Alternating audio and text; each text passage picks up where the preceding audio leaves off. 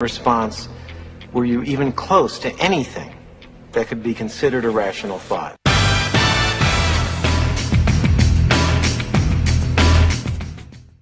Welcome to the show. Today we've got a very special guest on. She is the Chief Executive Officer of the National Domestic Violence Hotline, where she provides a strategic vision and leadership for the only hotline in the nation that links victims and survivors to more than 4,500 shelters and domestic violence programs across the United States, Puerto Rico, Guam, and the U.S. Virgin Islands.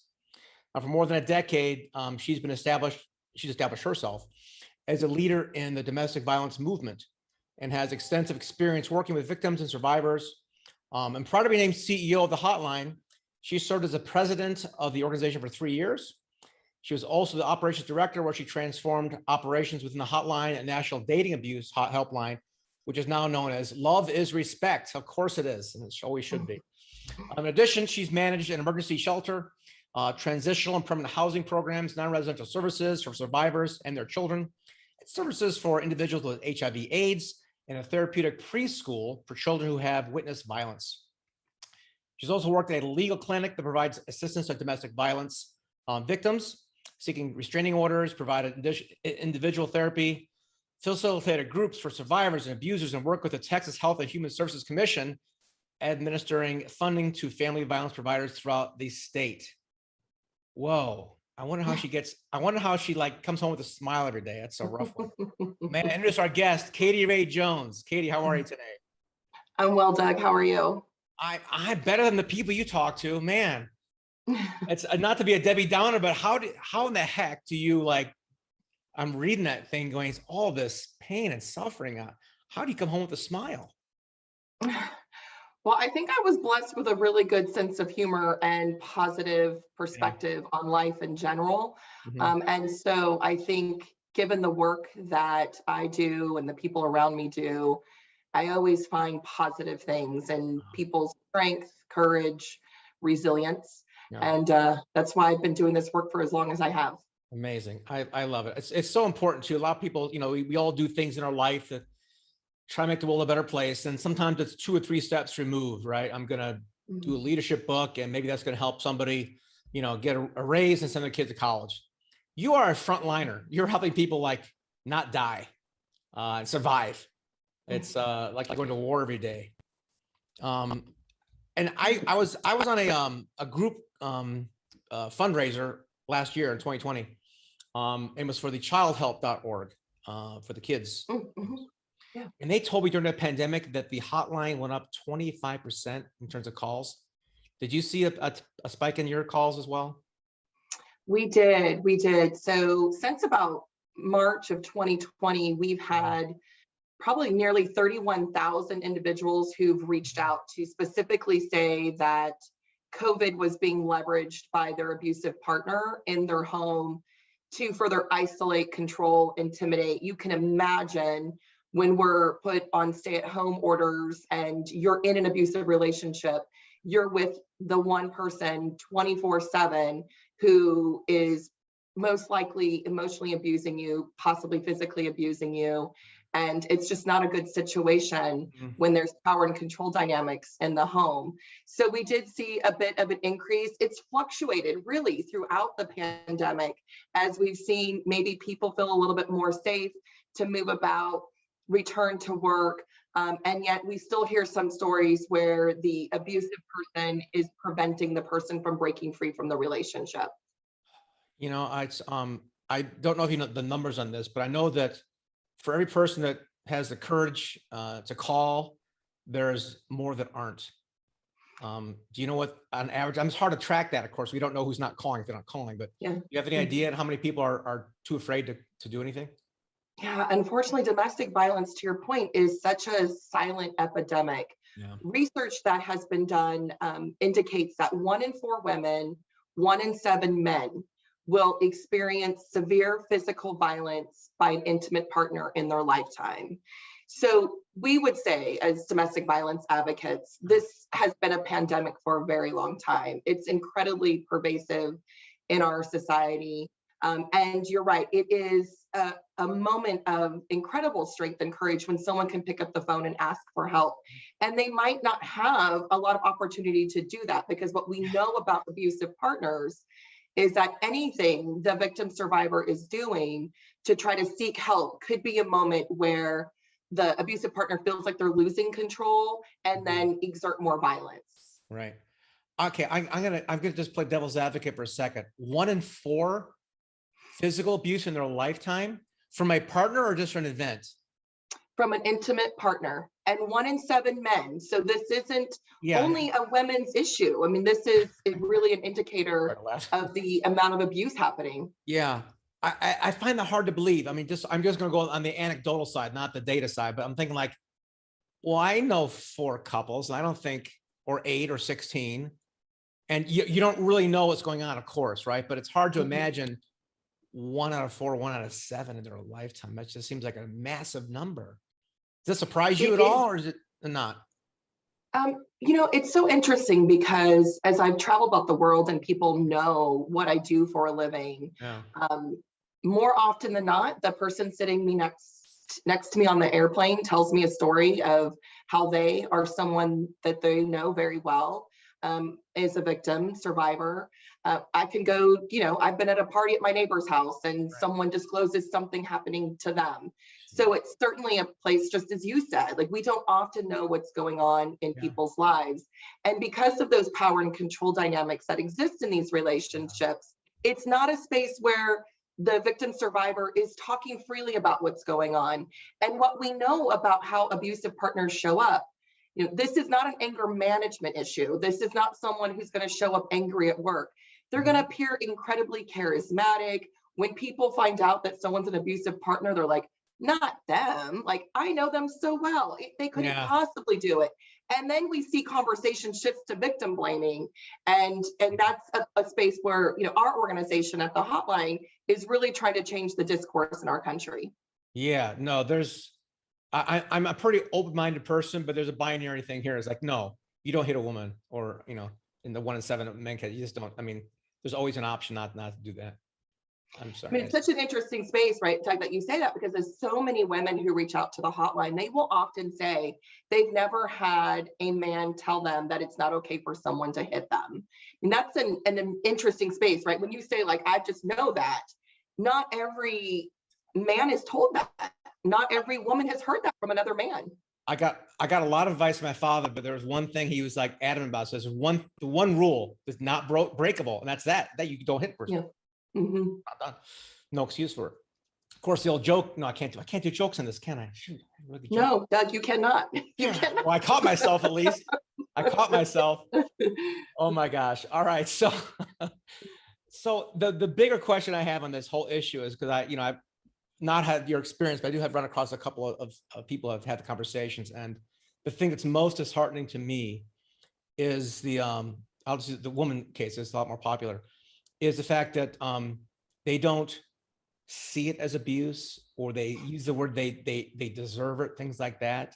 I mean, how do you go from that to even think about making a phone call when they don't even they blame themselves? Yeah, I mean, it's such a good point, because so many of our calls and chats and texts start with, how do I get them to stop doing this? What do I need to do to make it stop? Run away. And we're talking a lot about, it's not you.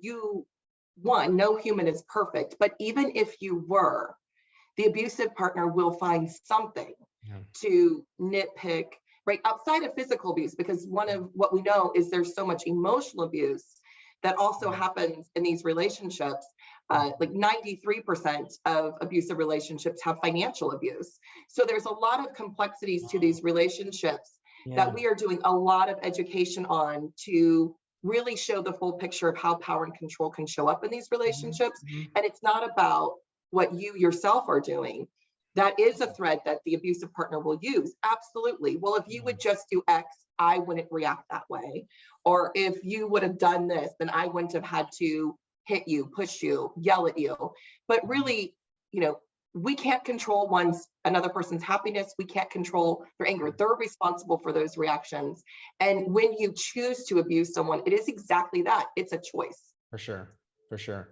So if I was talking to a friend and their sister or mother, or whatever, was talking that kind of language, right? Oh yeah, he's a little bit rough sometimes, but I know he loves me. That kind of BS. Sorry. Um, what can a layperson do to help her wake up? So the first thing someone can always do, visit our website, thehotline.org. It has lots of tips for family, friends. In that moment, you want to just really hear that experience and validate the feelings that they're possibly feeling. That must be really frustrating. I'm worried for you. No one deserves to be treated this way. Everyone deserves to be treated with dignity and respect. How can I help you? I'm here for you. I think what is so hard for family and friends is that on average, a person will go back and forth out of that relationship almost 7 times before they leave for good. And for family and friends, what we often hear, because that's our second highest contact type, our family and friends wanting to know how to help. And we will say, like, the worst thing you can do is try to engage in tough love and say, that's it, I'm walking away. That is the abusive partner's dream. So while it's important for you to take care of yourself during this journey, also try to be as non-judgmental as you can. When we start telling someone, you should do this, you need to do this, we become not any different than the abusive partner who's controlling their lives. Yeah, we want to just say, we're here to support you. Like, offer the hotline's number. At the hotline, our model is really to walk someone through all the options available to them, and then talk about the risks and benefits of each of those options so that the survivor can make an informed decision. They know their partner the best. They know what their partner is capable of. And so we just want to support, all of us, support the victim survivor on that journey. And we're not done yet, but you might as well mention the number now. What's the number? It's 1-800-799-SAFE. Very good. That's 800-799-SAFE. Those from the show notes here. Check it out. Wow, Katie. Okay, so yeah, that's a really, really good advice. You can't tell someone you shoulda, woulda, coulda, because you're from a, not from a degree standpoint, from a foundational standpoint, you're no different than the abuser telling somebody what to do, and they're already probably fragile, weak anyway. So that's rough, man. Okay, so you've been doing this for a while. Have you seen any trends upwards, downwards, sideways? Yeah, I think, as we continue, I'm doing this over 20 years. And I think I first started in the field, really, it was very basic in terms of why doesn't she just leave? We didn't talk about the complexities involved in abusive relationships. We weren't talking about the emotional abuse, financial abuse, certainly not the online abuse that we see abusive partners using now. And so I think there's really, I'm sorry. So like online abuse would be leveraging someone's social media to intimidate, create fear, asking for their passwords or demanding their passwords to all their accounts so they can watch their movements. I mean, we hear things like people who create fake Facebook accounts to see if the survivor will engage and then accuse them of cheating on them. So there's a lot of things that happen that we would go, oh my gosh, it's really unhealthy and scary behaviors, but are really actually more prevalent than you would think in our society. And as we think about a younger generation who's very much engaged online in social media, it's a huge education point for us to talk about boundaries and that it's not okay. Like, you don't have to share your password. Be thoughtful if you're engaging in sexting, because those pictures could show up somewhere else. So we hear about a lot of those dynamics happening in these relationships. So I think that's been a shift. Particularly the media has been doing a much better job about really talking about those complexities, which then allows family, friends, survivors themselves to see threads of themselves in the stories, which then prompts them to say, ooh, that little piece right there, that sounds like me. Yeah, I should reach out. And so it is a pivot in our educational and awareness standpoint as a country as we continue to challenge those myths about abusive relationships. Wow. Okay. Well, it's National Domestic Abuse Month in October, right? That's what we're doing this. So yeah, 800-799-SAFE, because we want our friends, family to be safe. Mhm. If I go too deep here, just cut me off or change the topic. But I'm so fascinated as to this control issue from a psychological standpoint. You know, 1 out of 4, 1 out of 7 people feel the need to control their partner to the point where it's ugly. You know, where does that come from? I mean, so it's such a great question. So I would say like, oh, well, why doesn't she just leave? I'll always say the better question is, why is he hitting?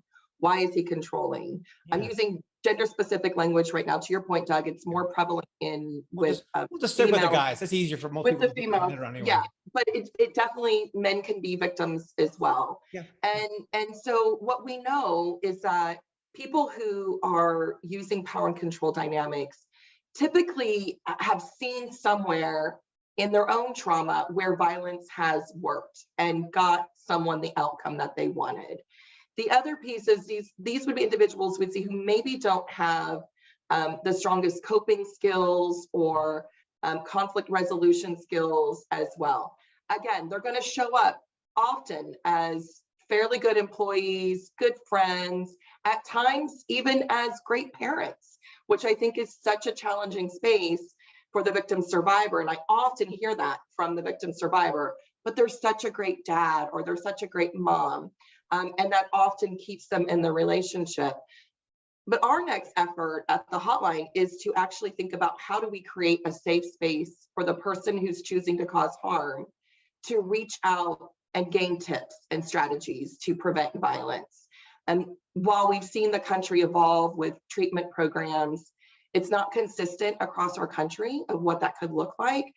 But we really want to begin to arm people with the tools they need. So when they're feeling a certain way in a relationship, they have the strategies to walk away, not engage in violence. But most importantly, the person causing the harm also needs to understand the dynamics of a healthy relationship and an unhealthy relationship, so they can begin to change behaviors. I didn't understand this. So this hotline is not just for victims, it's for the people doing the inflicting the harm. It absolutely is meant to serve both. It's this very small population, as you can imagine. Yeah, they have the courage to call the courage and say, to say, I'm jerk. doing that. And I will say, we're hearing from a younger population who's more likely to reach out and say, I just saw something on TV where someone grabbed their girlfriend's phone and threw it against the wall. I've done that. What does that mean for me? And we've been able to talk about how that can be a dynamic of an abusive relationship. Wow. So that's just fascinating to me. I mean, I want on a percentage basis, how many of these, I'll just use guys for now, how many have the courage to call in and say, I need help? Percentage, I'll get 100 calls, you get like 1 out of 100, or what it would be? It's about 3%. It's about 3% of our contacts. And we're a really busy hotline. People don't realize we get anywhere from 1,200 to 1,400 contacts a day. Mm-hmm. So we have a high volume of people coming in seeking help, and 3% of that may identify as an abusive partner, or they may call and say, hey, this is happening. How do I get them to stop doing what they're doing? And then we're saying, that sounds like you're using power and control dynamics. And so we need to do a little education and safety planning with you as well. That is amazing to me. And kudos to you for embracing the situation, not being the phone abuser saying, you gotta, shoulda, woulda, coulda, right? That's really good to bring him in. So I have a friend who does, he breaks up sex trafficking rings in Asia. And he's got a really good system of safe houses where nobody knows where they are, right? Once the kids are rescued, they're in the safe house, rehab, the whole thing. Yeah. What's the climate like for shelters for abused people? Is there enough space for people or not? Or typically not enough space. The domestic violence service system, all the way from residential programming to non-residential services such as counseling, legal assistance, etc., is overburdened, under-resourced. We do a lot of work working with Congress to ensure that the appropriations amount, the funding levels going out to programs across the United States continues to increase. We know that oftentimes when we're trying to get someone connected to shelter, they're full. There's wait lists for counseling services, wait lists for legal services, and one of the most needed things in our country are survivors who are looking for attorneys to be able to represent them in family court, with custody issues, divorce proceedings. And that is something that is really hard to find. Wow. Wow. Okay. Are there any private groups that do the housing thing for people? Is it all publicly funded? There's both. So if anyone's listening and wants to help, certainly you can contact the hotline to find the local shelter in your community, and we will make that connection for you so that you can get connected and support your local program in the ways they need it. It's not just monetary support, even donating clothing, furniture, and goods for the shelter is often incredibly helpful. Mm-hmm. Great. Good point. So you just call the same number, the 1-800-799-SAFE, and don't just be a spectator. That's the one thing I can't stand about programs like this, or when we see things on the media. Oh, that's a shame. Okay, well, do something about it. Quit sitting around and crying. Pick up the phone and do something. Give $20. Who cares? Do something. Make a difference, right? Because it all adds up. Well, and to your point, I mean, when we think about tragedy we've seen on media related to domestic violence, we often hear the neighbor, family, coworker say, in hindsight, I saw warning signs. And so get educated on what those warning signs are, because as we know, statistically, it's nearly impossible to be moving about the world and not know someone who's most likely suffering in silence.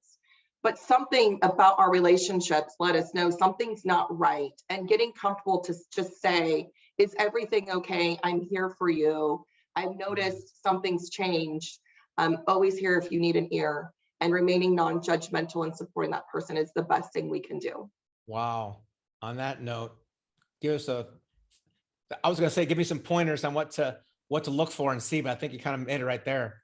Are there things that you've heard or people do that might be gray? Like, hey, I don't know if that was good or bad, but maybe I better just talk to her. I mean, I don't know. You know what I'm asking? Like an indicator. Yeah, I mean, I think, most of the time people will say, like, I noticed I got into a relationship when I started seeing them less. So isolation is a big part of the power and control dynamic. How it will show up in the relationship is typically the abusive partner saying, oh my gosh, I just want to keep spending so much more time with you. I love you so much. Don't go out with your friends tonight. Stay home with me. And then over time, they're with the abusive partner more than they're with anyone else. So isolation happens. If you see the person's mood changing or the way they dress changes, that could also be their partner controlling some of the pieces of their relationship. And then I think one of the biggest indicators we see is that, in our country, globally, jealousy is seen as a sign that someone loves you. And while jealousy is a natural reaction, how someone responds to their jealousy that's coming up for them is an indicator of what can be really unhealthy and abusive. Right. So we're hearing from a lot of people, especially young people, who are like, oh my gosh, she got so mad when I was talking to another guy.